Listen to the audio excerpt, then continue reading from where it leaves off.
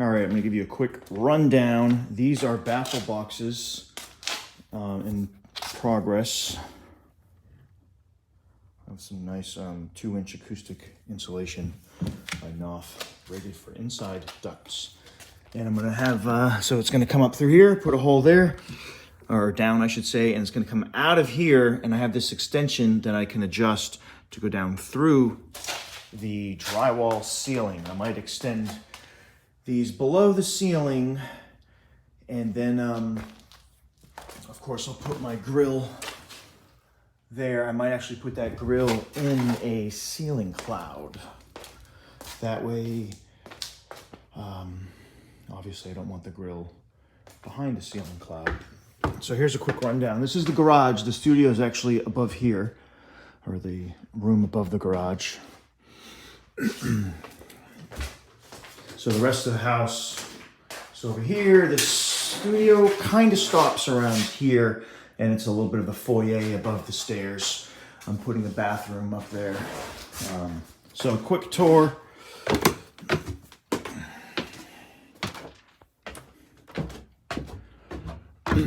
Huge attic. This side's all storage over here. So this is a bathroom. This is going to be a little vocal booth. I did the double stud wall here. I did put a double stud wall here. This is going to be the back wall. So this is the space what I have so far. I went with the Isomax clips, pat channel. Going to do 2 layers of drywall. Over here, I don't think I'm using the clips since I have this double stud wall. I did sandwich a couple pieces of 1/4-inch rubber in between there. I don't know. I know professionals might scoff at that. This is my best floor idea so far. Maybe 2 layers of OSB, that's MDF. And that's like a 2-inch compressed rock wool. Compressed, so it's semi-rigid, like for freezers. But I also have this. It's basically the equivalent of Owens Corning 703. I think it's Mansville Johns or John Mansville. So, of course, that's the original subfloor.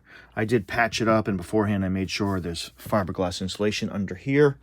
So this is right over the garage. And as you can see, I'm planning on... Actually, let me backtrack. So this is the cavity here. I'm not going to allow the floor to touch there. So yeah, maybe I could do a layer of 1/4-inch Durock cement board on the fiberglass, and then 2 layers. I'm not consulting a structural engineer on this. I talked with a couple construction guys, but you know, it's only so much weight and then height I can lose. So it's about 22.5 feet long. I think it's 12'9" wide, and I believe the ceilings are about 8 feet. So those baffle boxes are going to go, I'm actually going to detach that from the joist, put a baffle box there. So that's going to feed my baffle box, and then I have that wooden nipple kind of come down so it clears the drywall. And I'll probably have a cloud there. I might put my lights in the cloud as well. 2 lights and 2 lights. So maybe instead of one huge cloud, I might have like a 2-foot by 4-foot cloud with 2 lights in it. I think that'll make it easier to attach. Maybe another 2x4 with the vent in it, the grill, and maybe another 2x4 with the lights. And then kind of same thing over here, cloud. I realize it's probably difficult with a short leader line for my LED lights to put a cloud when the lights are in it, and then reach in and detach or attach them. So I need to figure that out. So I do have a window here, but I'm planning on making a removable plug with some weather stripping, like the GM trunk liner weather stripping. Of course, that window unit's just temporary. I'll have the central heat and air here. So yeah, I have a lot of rock wool. That's not the stuff I'm using on the floor. It's too squishy. This is a different type of semi-rigid down here. So let's see what else.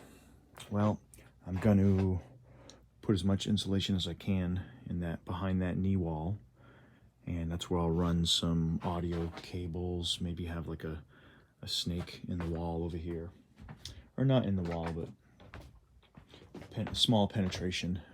And by the way, all my outlets, my electrical outlets, are on a different audio circuit, and different than the lighting and different than the non-audio outlets, and they're going to be surface mounted, so I'm not going to have a bunch of penetrations the size of a electrical outlet.